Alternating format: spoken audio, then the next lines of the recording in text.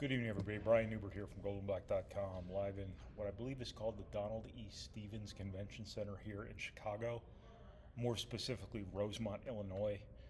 This was the site of Big Ten Media Day today here, Big Ten Basketball Media Day.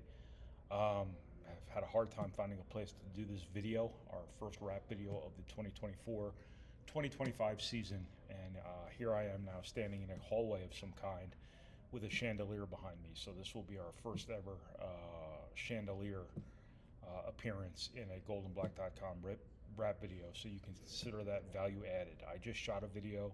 Some jokers came in behind me and waved, and I threw me off my game, so I'm starting over again.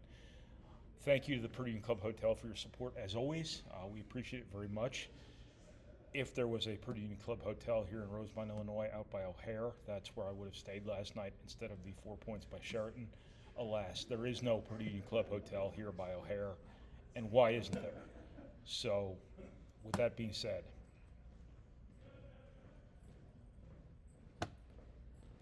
Big Ten Media Day. Again, not a whole lot of new stuff here from a Purdue perspective.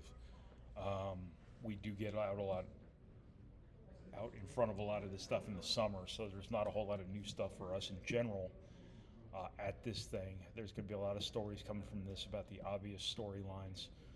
The Big Ten adding its West Coast Bureau this year, UCLA, Oregon, USC, and Washington.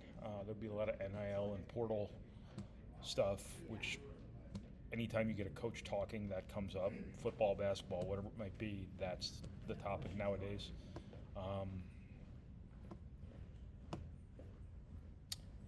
From a Purdue perspective, Purdue's the preseason number one. Braden Smith in the Big Ten. Braden Smith is the preseason player of the year. I really chose a bad place to do this. I really had no other great options. So this is not quite a street corner in Brooklyn, but it is not all that far behind. So Purdue is the preseason favorite in the Big Ten. Braden Smith is the preseason player of the year. A team that basically fed off of slights last year might have to look pretty damn hard this year for slights because they're getting a lot of respect. I think part of Purdue being number one in the Big Ten is not just the fact that they're coming off a national title game. They've won the last two Big Ten titles. They have the preseason player of the year, things like that, but they're just the most known commodity in this league. A lot of people say known quantity. I say known commodity. I suppose both could be right, but I've always believed in known commodity.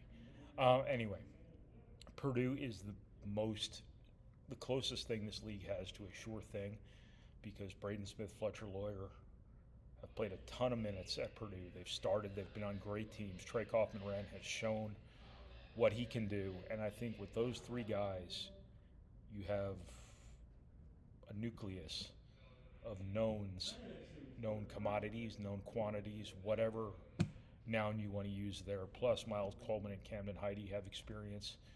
You have a five that people can actually formulate legitimate expectations for, whereas everyone else in this league, for the most part, is breaking in transfers. They're breaking in freshmen. They weren't in the league a year ago, things like that. I think Purdue's got a lot of stability on its side here in terms of how it's perceived on the front end of this season. Obviously a very different situation for Purdue. Last year they were on a warpath to start the season. Got them all the way to the national title game. Again, Purdue is not going to have that external factor that generates the sort of anger and focus that I thought really buoyed it throughout all of last season. They're going to have to be self-motivated. They're going to have to adhere to a different standard that they then set for themselves last year, and I think they'll probably do that. I think the wiring of this team aligns with consistency, aligns with professionalism, the sort of stuff you saw all throughout last season. I don't think that was 100% the Fairleigh Dickinson game that brought that out of them. I think they were naturally predisposed for that, and the FDU game was just what basically threw gasoline on it. And I think that fundamental basis for all of that is still there.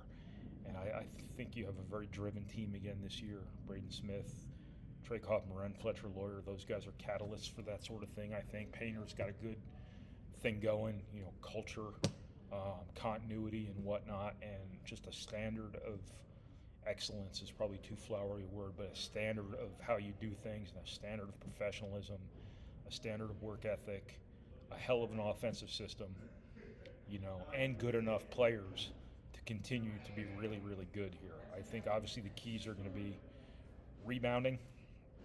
I think that, Trey Cobb-Moran probably opens the season as your starting center. That doesn't mean he has to play like a center.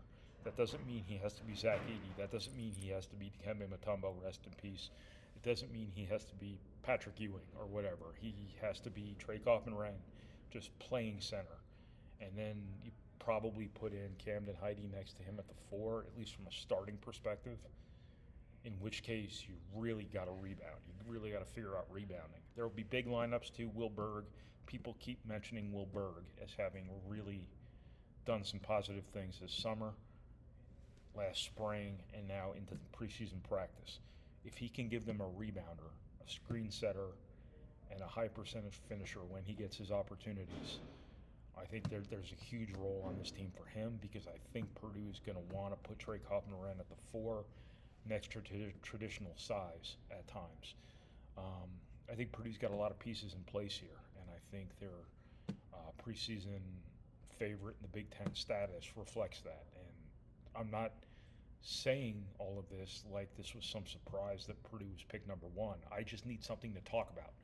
So I'm hashing out things that are fairly obvious. I drove up here and I have very little to write, very little to talk about.